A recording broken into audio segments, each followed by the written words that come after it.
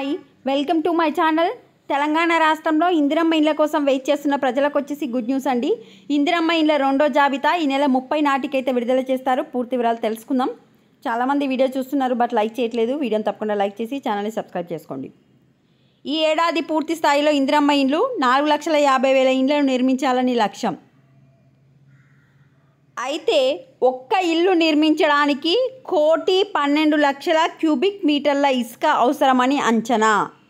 So ట్రాక్టర్ల లెక్కన కాకుండా ఈ లెక్కన చూసుకుంటే 1,12,00,000 క్యూబిక్ మీటర్ల ఇసుక అవసరమని అంచనా.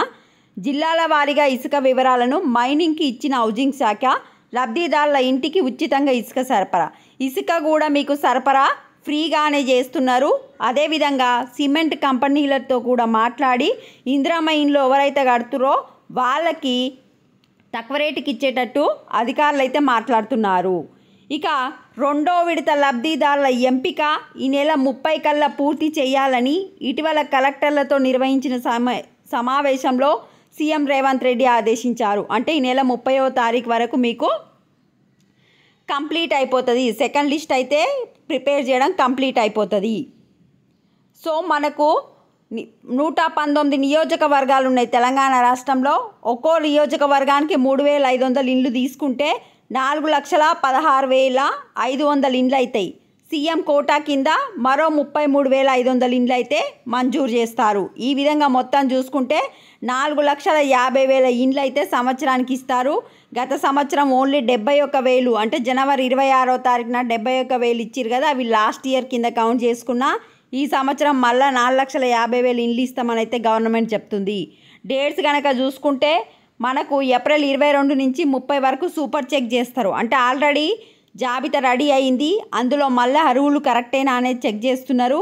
మే 1వ తారీఖు నాడు పంచాయతీ కార్యాలయాల అరువుల జాబితా ప్రదర్శన ఉంటుంది. మే 2 నుంచి 4 వరకు ఇళ్ల జాబితాలపై ఎవరైనా కంప్లైంట్ చేస్తే మళ్ళీ జిల్లా కలెక్టర్ ఆధ్వర్యంలో స్క్రూటినీ ఉంటుంది. 5 తారీఖు నుంచి 7 తారీఖు వరకు మీకు జిల్లా కలెక్టర్లచే ఇల్లు మంజూరైనట్లు మీకైతే పత్రాలు ఇవ్వడం జరుగుతుంది. ఇవి అప్డేట్.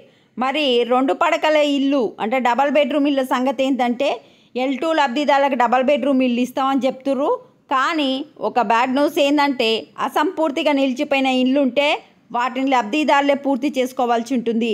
ఎక్కడైనా సగం పనులతో ఆగితే మీకు ఇల్లు ఇచ్చిరంటే అది మిగిలిన పని మీరే చేయించుకోవాలి. ఇంతకుముందు గవర్నమెంట్ కంప్లీట్ చేస్తామని చెప్పింది, బట్ గవర్నమెంట్ దగ్గర అనుకున్నంత మనీ లేవు గనక L2 వాళ్ళకి ఇండ్లు ఎక్కడికైతే కంప్లీట్ అయిపోయినాయో అక్కడ వరకు మీకు ఇచ్చేయడం జరుగుతుంది. ఏమైనా పని ఉంటే మీరే చూసుకోవాలి. నెక్స్ట్ రిమైనింగ్ వాళ్ళకైతే మే 1 వరకు మీకు మే 30కి కంప్లీట్ అయిపోతుంది. మే 1 రోజు మీ గ్రామ పంచాయతీలు మున్సిపాలిటీలలో ప్రదర్శన అయితే చేస్తారు. ఇది అప్డేట్. వీడియోని లైక్ చేయండి. చాలామంది చూస్తున్నారు, లైక్ చేయట్లేదు. లైక్ చేయండి. Thanks for watching.